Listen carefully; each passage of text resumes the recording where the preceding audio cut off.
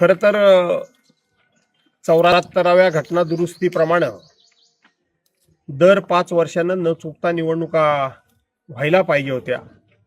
परंतु विद्यमान सरकारला ना लोकशाहीवर विश्वास, ना डॉक्टर बाबासाहेब आंबेडकरांच्या संविधानावर, घटनेवर विश्वास.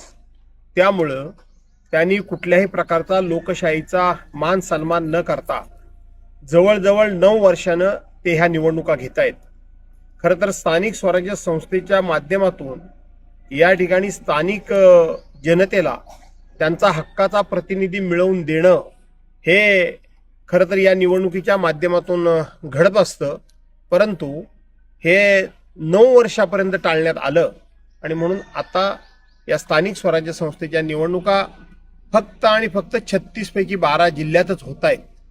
त्यामुळं जनतेनं या लोकशाहीचा उत्सव म्हणून आणि लोकशाही त्या ठिकाणी शाबूत राहावी म्हणून न चुकता, न घाबरता, कोणाच्याही दबावाखाली, कोणालाही दहशतीला बळी न पडता तुम्ही त्या जनतेनं मतदान करावं अशी विनंती करतो.